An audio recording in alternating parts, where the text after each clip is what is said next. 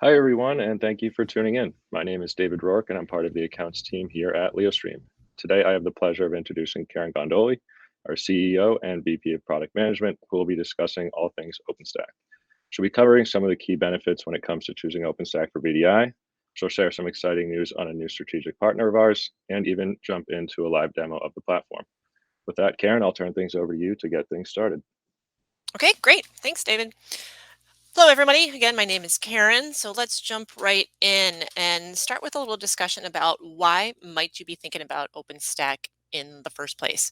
So the scenario I'm going to talk about today really is you're starting to think about VDI just in general. You have physical machines. Maybe it's a bunch of workstations underneath people's desks. Maybe it's workstations in the data center that they connect to. Whatever it happens to be, you've decided that you want to roll out VDI.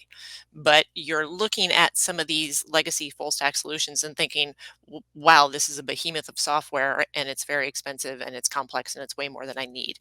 Well, OpenStack is a great alternative for you in that case, because what it allows you to do is avoid technology debt. I've been hearing a lot of talk lately about technology debt, which basically means you're investing in technology more money in technology than you need to.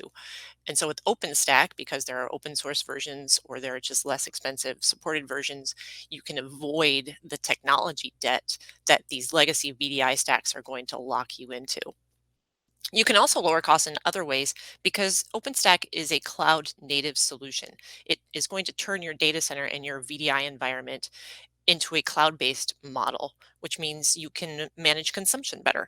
So you can spin up machines when they're needed, tear them down where they're not, and scale simply by adding new compute nodes at the time that you need them. And so that'll help you basically lower the cost of the ownership of the actual infrastructure itself.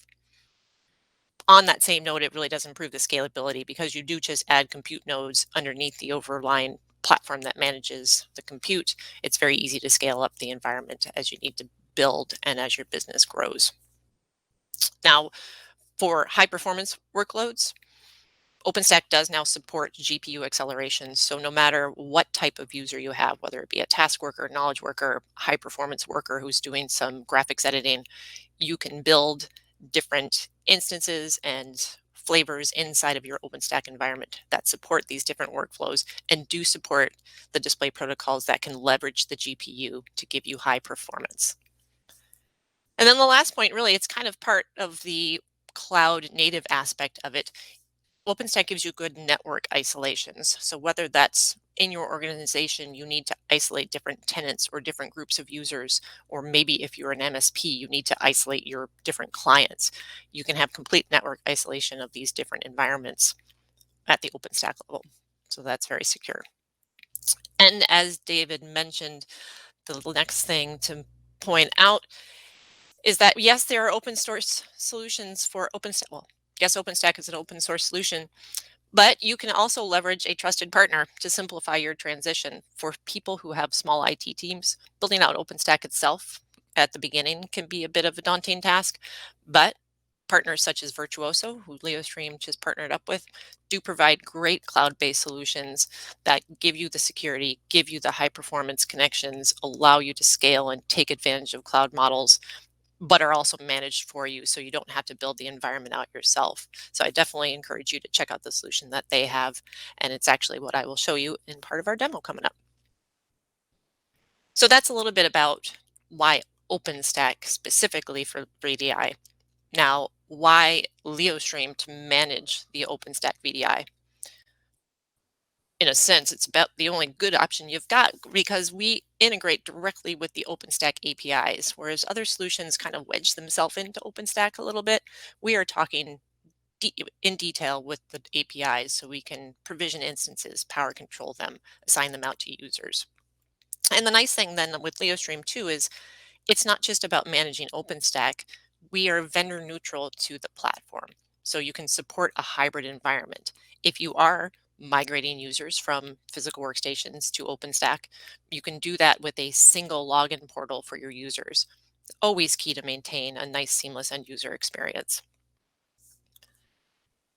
So because we do have, as I mentioned, the OpenStack API integration, this allows you in Leostream to automate a lot of the tasks associated with managing your OpenStack cloud hosted resources.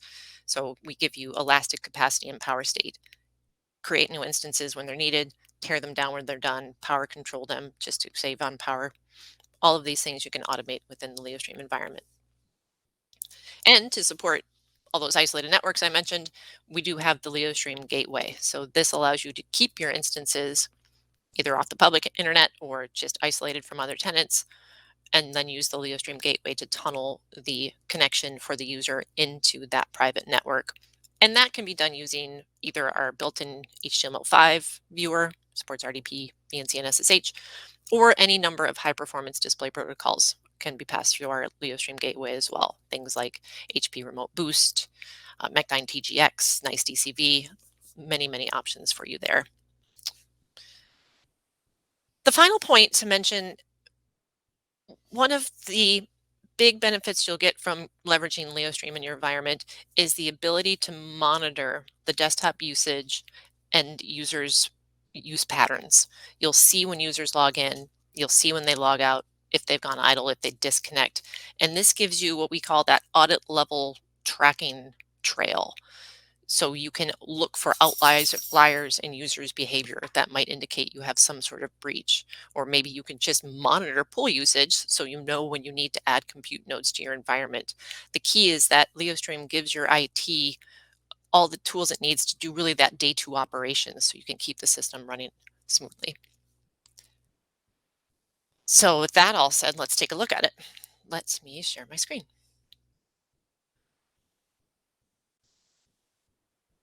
Okay, so since we're going to talk about the integration that we just added with the Virtuoso Cloud solution, let me start by showing you this is the Leostream connection broker, and I'm going to log in as an administrator here. The way the interface is set up here, if you're new to the environment, is where list of menus down the left. And I always tell people start in setup and work your way down. I'm not going to go through every single option. I'm just going to show you some of the keys of the new integration that we have with Virtuoso, and then also cover this use case of how do you create a seamless end user experience if you're transitioning them from, say, their physical machine to your new OpenStack machines. Obviously, a key is authentication. You want to make sure that only the authenticated users are getting access to the systems that you're connecting to. Number of different ways you can authenticate within Leostream. Here I have a couple Active Directory servers registered with the connection broker here. So if you are an MSP and you're going to build tenants for each of your customers, you can even have all of their ADs side by side here in Leostream. They function independently. They don't need trust.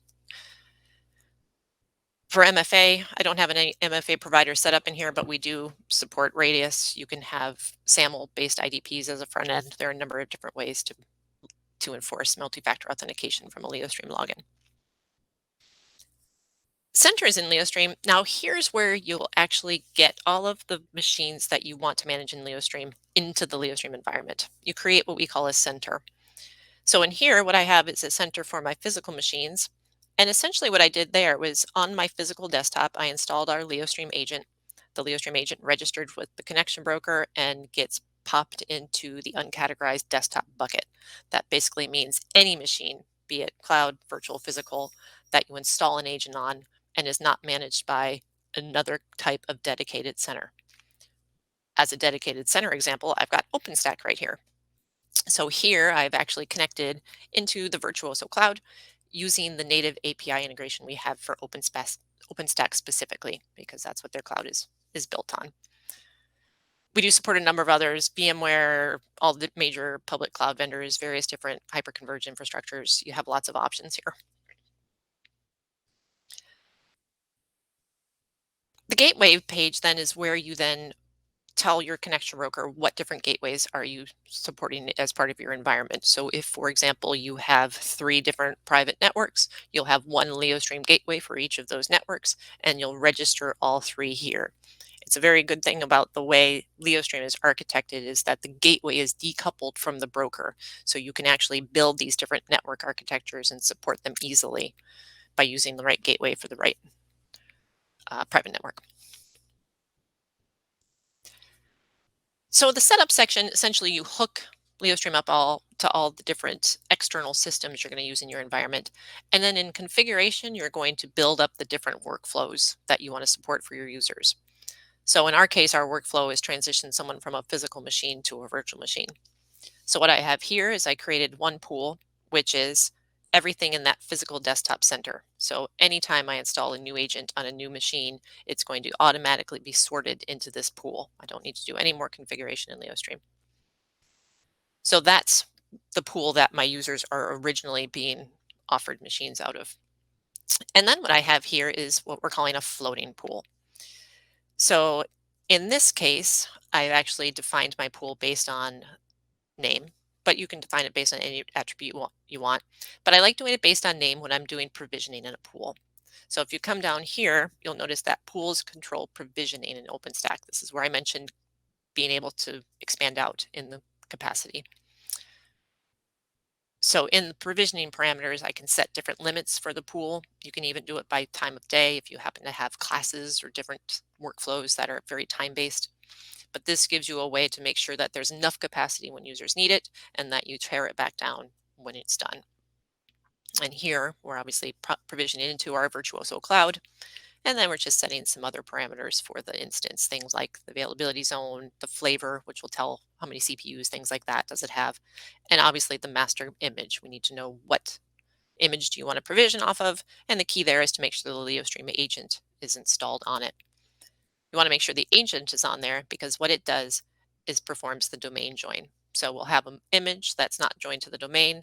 When we create new machines from it, we'll tell the agent, okay, reset the host name and join this machine to the domain as well. Now you can model both persistent and non-persistent workflows in Leostream. If you want to do non-persistent workflows, you just mark the machine as deletable. And that way when the user's done, we'll delete it. We'll spin up a new one from the master image. Next user gets a nice, clean, fancy machine.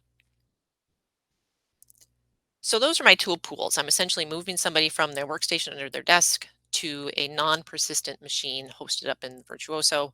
And then I can use roaming profiles to make sure that the user gets a common experience on the desktop itself as their machine gets torn down and spun back up. They won't even know it's new compute under the hoods. The protocol plan, in this case, we're just using simple RDP, but as I mentioned, we do support a wide range of protocols, and you use the protocol plan to indicate which one you want to use. The power control plan, here's where you can automate the power state. So for example, maybe you want to log, when the user logs out, you want to shut down the machine. The release plan is really what our demo is using though. We have this floating release plan here, which down here says when the user is idle, first, don't let them be idle for too long for security reasons. After they're idle, lock the machine after 5 minutes, maybe disconnect them after 10, log them out after 15. And then what's going to happen on logout? The logout event is going to trigger the when user logs out part of the release plan, which then releases the machine to the pool. And the release section of the release plan then goes ahead and deletes the user's machine. There it is. Oops, actually I switched it. Should delete the user's machine like that. Then it becomes floating. Now you saw a lot of options in the release plan, so that gives you an idea of the flexibility you have for defining different types of workflows to really ensure that users only have access for the amount of time that they're supposed to have access. So here now, I've created two policies. There's a number of ways to model this transition from one platform to another. In my case, what I'm doing is I'm going to switch the user's policy. To start, I have a policy which offers the user one machine from that pool of physical desktops. So when the user first logs in, that's what they'll get. And then what I'm going to do behind the scenes, unbeknownst to the user, is the next day they log in, I'm going to switch them to this pool of this policy of that offers one machine from the floating desktop pool. Again, to the user, they will not even know, because this is all done in the background here through the assignments. So for example, I'm just doing this based on all users, but you can group your users into different groups if they need access to different things. But here I have a user I'm going to offer a machine, a physical machine. From the user's perspective, here I'm going to go ahead and log in as this is my account now instead of an admin account. And here's what I see. I get offered my desktop and I can connect to it. All is good. And here in the background on the log page, what the admin can see is, yep, they're getting connected and logged in. So here I was offered a machine from the physical desktop pool. I requested the connection, I'm getting assigned to it, the connection is proceeding there in the background. So now what happens the next time I log in though? Oops, first I need to change the policy. So user goes away, goes home for the night. IT comes in here and says, okay, I'm switching them over now. So now I'm going to come over here. Well, oops. I could just type. There we go. Now I'm going to log in with my credentials again. To me, it looks the same, right? This doesn't look any different. I click, I connect. It would be all look exactly the same to me. But what you can see over here in the system log page is now I logged in and I was offered a machine from the floating pool. Again, it's all about consistency of end user experience being the key to a successful deployment, no matter where or how you're deploying your machine. And that's really one of the key strengths that Leostream gives you.